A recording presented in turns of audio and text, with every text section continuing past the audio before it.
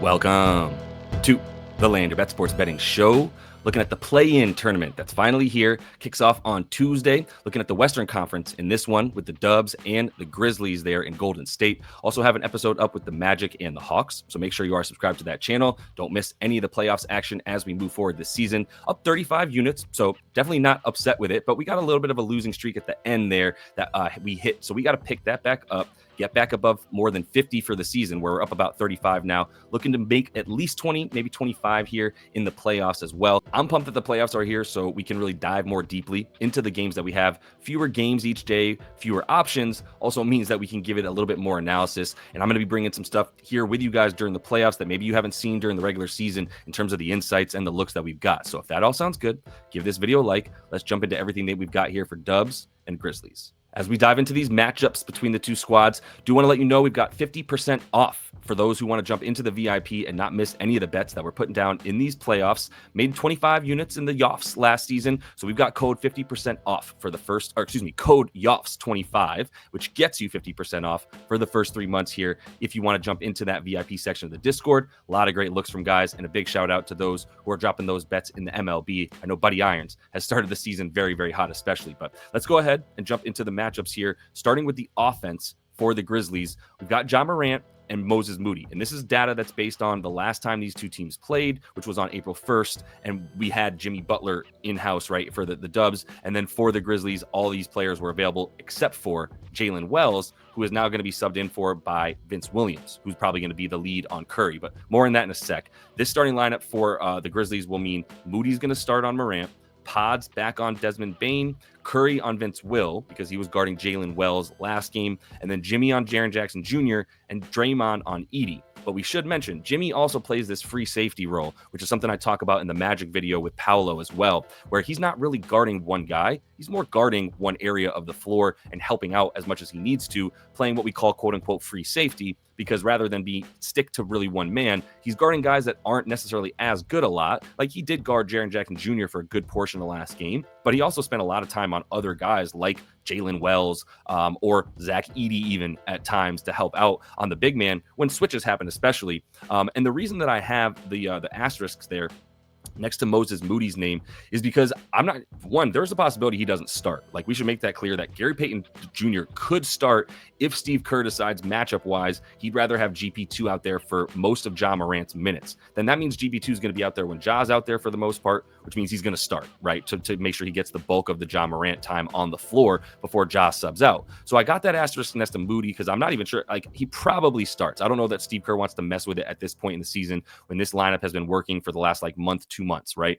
But I will say that if he sees Moody getting cooked by Ja Morant, don't be surprised if he gets an early hook and we see GP2 within the first 4 minutes of the game against the Grizzlies. Something to keep in mind as you look at these matchups, and maybe if you're trying to take overs for Moody, might not be getting the same amount of minutes that we saw him play in the last game where Gary Payton Jr. was not available. If we put the Dubs on offense now, you can see the way that the Grizzlies are going to guard them. Vince Will is going to guard Steph Curry because, again, Jalen Wells, the Rook, was starting and getting that matchup, and now he's out with that, I believe, broken wrist. Ja Morant going to be on Pods again, and then Bane on Moody, which was interesting to me because I thought you would see Bane on Pods, but they really left Ja Morant as the defender on him for most of that game. Pods had a good game against them. Didn't play enough minutes. I think we'll see a bump up in his time as well. But Jackson Jr., Triple J, going to be on Jimmy Butler, but he, similar to Jimmy, is going to be more of a free safety as well, and really more guarding things down low, looking to either get blocks or rebounds off ball, but I don't know that he's going to be chasing Jimmy Butler around on offense. We saw him spend a lot of time not on Jimmy in the last game. Same thing here with Edey, where not necessarily same thing, but he's going to be on Draymond, but it's not like that's a good matchup for him necessarily. It's just that he doesn't have to go all the way out to the three-point line to worry about Draymond's three-point shot too often. So basically, for Edey, I think he is going to get the minutes here. We saw him get 32 in the last game versus the Dubs, and since that coaching staff has been switched up and Taylor Jenkins got fired, Edey's been averaging about 29 minutes a game versus 21 a game prior to that during the regular season. As we get into the couple leans that I have here for the props, go ahead and give the video a like. If you're getting anything out of this, hopefully these news and notes sort of breakdowns are going to be helpful for you guys as you like to make your picks as well. So a like goes really far to help the channel, much appreciated. If we start off here with our boy, Santi Aldama, might not get 10 plus. That's only available on a few books right now on Monday as I'm recording. but I'd probably take this at 11 plus as well. This is a Santi Aldama type matchup, right? And I talked about this during the regular season a lot, where I like to take Santi Aldama in games where the other team's probably going to go pretty small at times, and you need a stretch big who can still rebound, but is good as a spot up shooter and doesn't really break down the offense, right? Or can guard smaller guys. Well, Santi is perfect, right? Very good big, who's a good rebounder, and more importantly, is a good spot-up shooter, which is what you want against the Dubs, because they force the ball out of the hands of the best players and into the hands of the guys that they want to take the shots. Well, if you have Santi Aldama as like your fourth option, it's a pretty good fourth option, right? And so that's why they like to put him out there as a really good shooter who you don't lose much on defense when you have him out there on the floor. If you look at him versus Golden State this season, he's played twice with Ja Morant. And I've also talked about this. He's usually a little bit better with Ja than without, as he's the guy that breaks down the defense, Ja does, and then kicks it out to Santi as a spot-up shooter. So in those two games with Ja versus the Dubs, 27 and a half minutes, 19 and a half points on about 13 and a half shots per game against the Golden State.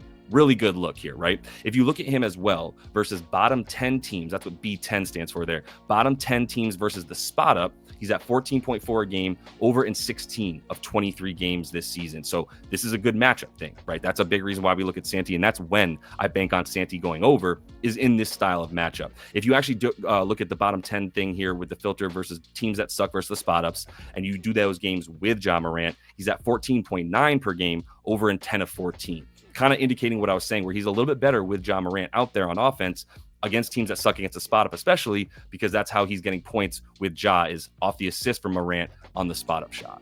Looking at Zach Edey, though, like this is the main point of what I was saying, is that he's at 28 minutes per game since the coaching change happened here for the Grizzlies, right? He was at 21. So this is huge, right? Played 32 minutes versus the Dubs with the new coaching staff in their last meeting on the 1st of April. 16 rebounds in that game in his 32 minutes, 24 rebound chances, right? The key number really is like 26. When he plays at least 26, he's an absolute monster on the boards. 12.9 rebounds per game on 25.2 rebound chances. And he's going over in most of those games as well. Really, really nice hit rate for him, over in 5 of 6. So there's been 6 games where he played at least 26 minutes, I should say. No, excuse me. 10 games where he played at least 26 minutes, over an 8 of 10. So an 80% hit rate. Only game that he went under, 2 games where one was against the Timberwolves, right? He's still playing around close to 26 minutes in those. I would expect him to stay up at about 30, and just those extra 2 to 3 to 4 minutes definitely equal at least 1, if not 2 rebounds for Zach Edey. So if you're at 11 plus boards, anything around minus 120 or normal odds, I'm going to be looking at the boards for the big man here on Tuesday when I start getting these bets down. I did want to pull up Props Madness for at least a couple of these props that I want to show you as well. And if you do want to get in on Props Madness, the platform that I'm using here, it's the #1 sports betting research tool for the NBA, hands down. This is a very big time saver more than anything, because it's pretty much got everything you need in one place. So if you do want to get in and use Props Madness here for the playoffs, you can use code LYB. Get yourself 7 free days if you want. It gets you a nice little trial run to make sure you like the platform. And then you can also use that to get 25% off on your first month with code LYB. But looking at Props Madness to get into a couple more things here, the other looks I wanted to show you, these are not even really leans, because I don't even know if I'm going to be able to bet on stuff. But like, let's just start with Jimmy, right? For Jimmy, we're at 21 and a half points. And the key here for Jimmy is, if you look at him with these filters that I just took off for some reason, but if we put the games where he's played with Steph and with Draymond, it's basically since he's come to the Dubs, right? It's not like these numbers are going to help you. These season averages don't tell you to take any kind of overs. This is 21 and a half points because we're banking on playoff Jimmy showing up. It's still high for me. I don't know what to do with this in playoff time with Jimmy Butler and the Dubs, mostly because Jimmy's never had Steph Curry around to help him out with what he was doing in Miami, right? Like, nobody came close to as good as Steph is. So now we've got him in a situation where, is he going to take a little bit more of a back seat? If you look at Steph when he plays with Draymond and with Jimmy, I bring this up just to show you that in these situations, like, he's at actually averaging more per game now than when he's played not with those guys, right? Let's make sure we get every game in here. He's at 27 a game with them, and now it's about to be playoff Steph as well, right? Which his career numbers in the playoffs kind of speak for themselves. He's going to be a little bit closer to 30 than he is 25 a game when he gets into these situations. So I bring up the Jimmy thing just to say, be cautious. 21 and a half is still high based on what he's done, and it looks like a lot of people are going to keep betting over so that we can, because they believe in playoff Jimmy. The next guy I just want to bring up with you real quick is Pods as well, because his numbers are silly high now, even when he's playing with Draymond, Steph, and Jimmy Butler. you can look at these numbers here. They're good, right? In there's been more, in the 22 games he's played with all three of these players this season, he's at 15 a game. This is now at 15 and a half, right? Let's also add some minutes for Pods though, because I do want to say like he's played a little bit more in this last game against Memphis too. With all these guys, he didn't play very many minutes. He had like 28. I don't think that's going to happen anymore. I think he's going to get at least 30. And if you look at him in at least 30 minutes with these guys, yes, he's averaging 16 a game and he's at over in most of these games, but these numbers, these props for Pods are getting up there for what they should be. Whereas the reason he's been a good sort of money spot for people as of late is we were still getting value. Like these props were at like 11 and a half, 10 and a half points, 12 and a half points. They weren't at 15 and a half, right? The assists, they're at 3.5, it's going to get up to 4.5, right? Because it's like minus 170. So this is going to be him needing 5 assists.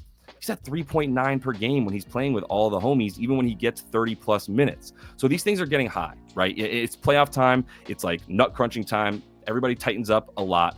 Other than the Jimmys and the Stephs of the world, most of these backups especially start to tighten up. So you want to be a little bit careful taking overs. Even for a guy who's been as hot as Pods has been, this is still a really, really high number on the boards, on the dimes, and on the points. One quick look at Ja on here on Props Madness as well. I just wanted to show you that I prefer the assists. No bets are down on my card yet. I'm not betting the night before. Hopefully that's been clear to those of y'all that have been following along. But for Ja, like even though the points look good, he had 36 against him last game. The thing about last game was the Dubs were playing without GP2. And yes, Ja ended up with 22 shots, really nice percentage, 14 for 22, went 5 for 8 from 3.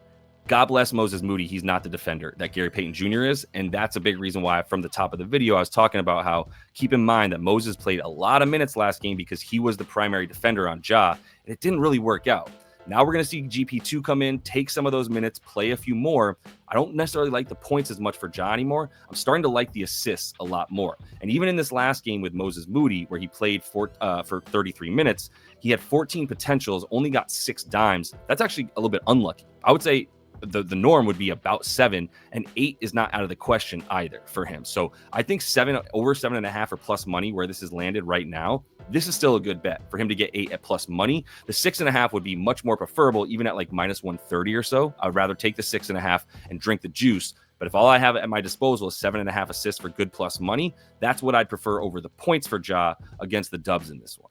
Don't forget to check out the other episode up for the Eastern Conference there, the 7-8 between the Magic and the Hawks.